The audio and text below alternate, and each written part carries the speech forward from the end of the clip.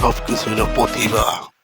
আমার বৈদি টিকটক করতে করতে উনি ভুলেই গেছেন যে আসলে এটা একটা লোকাল ট্রেন। এখানে বসে দেখুন সবাই সামনে বসে টিকটক করতেছে, আর এদের হাজবেন্ডরাও আছে এগুলো উৎসাহ দিয়ে তাদেরকে মাথায় তুলে রাখে। এরপর যখন একটি অকারেন্স হয় তখন হয় সমাজের দোষ। কিন্তু এরকম টিকটকার দেখুন, এত লোকের মাঝে বসেও তার টিকটক করতে হবে। আরে বাবা, তুই টিকটক করবি কর, করার তো একটা জায়গা আছে, সেই জায়গায় সেই লোকেশনে দিয়ে কর।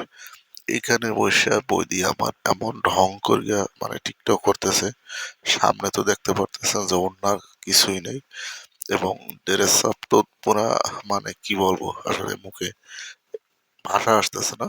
বৌদি এখন নিজের খুব স্টার মনে করতেছে।